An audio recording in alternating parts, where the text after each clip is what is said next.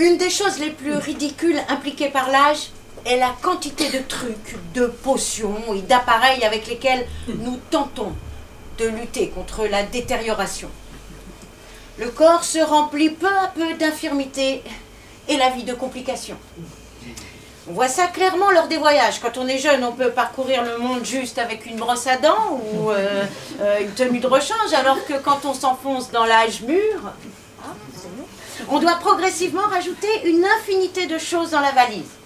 Par exemple, des verres de contact, des liquides pour nettoyer les verres de contact, des lunettes de vue de rechange et une autre paire de lunettes pour lire, des ampoules de sérum physiologique parce qu'on a presque toujours les yeux rouges, un dentifrice spécial et du collutoire pour la gingivite, plus du fil dentaire et des brossettes interdentaires parce que les 3/4 du temps, nos implants qu'on a exigent alors des soins constants. Une crème contre le psoriasis ou la coupe rose ou contre les champignons ou contre l'eczéma ou contre n'importe quelle autre de ces calamités cutanées qui se développe toujours avec l'âge.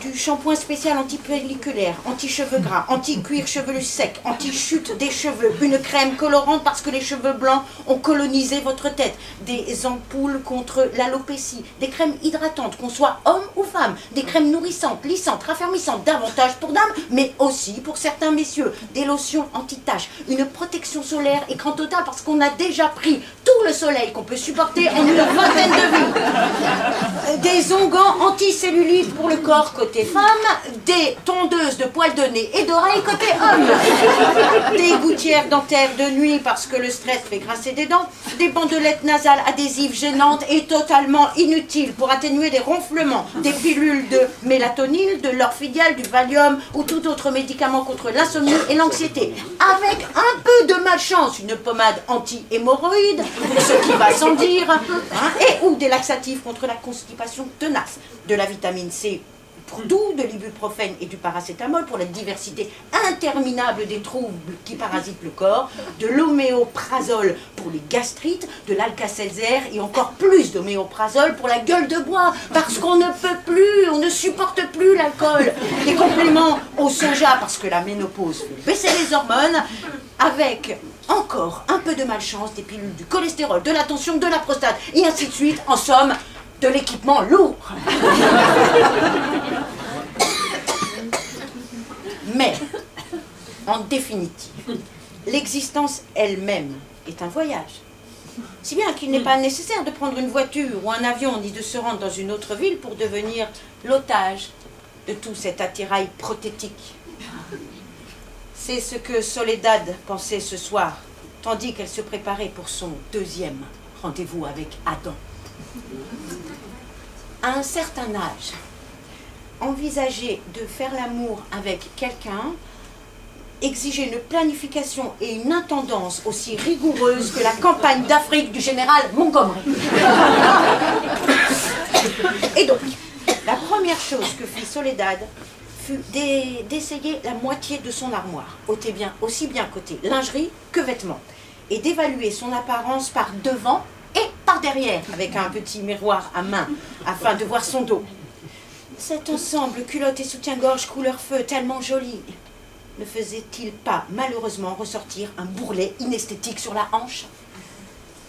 Elle retira et enfila, se vêtit et dévêtit pendant que des scories d'habits rejetés grossissaient peu à peu autour d'elle, comme des liserés d'algues sur une plage. Elle finit par mettre son ensemble de lingerie en dentelle verte et par-dessus un chemisier en soie vermouth, son pantalon gris perle à la coupe parfaite et ses bottines à talons mi-haut. Une fois le choix de ses vêtements approuvé, elle se redéshabilla entièrement et passa sous la douche. Se lava les cheveux et les enduisit copieusement de crème de soin, puis elle passa de longues minutes à se consacrer à une minutieuse toilette corporelle en insistant particulièrement sur les orifices. Elle vérifia qu'il ne restait plus aucune trace de crème hydratante vaginale qu'elle s'était mise la veille au soir et retailla ensuite les poils de son pubis. D'abord au ciseau, puis avec de la crème à raser et un rasoir.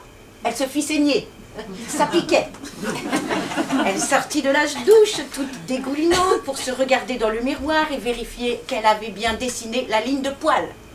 Eh bien non, elle l'avait mal faite et son pubis avait l'air tordu.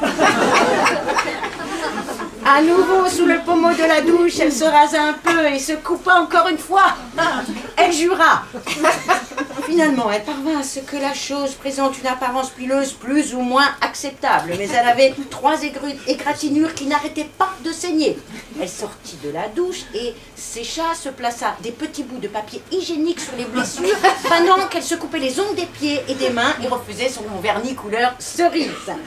Elle demeura assise sur l'abattant des toilettes, nue, mouillée et glacée pendant que ses ongles séchaient. Les coupures de son pubis se brûlaient.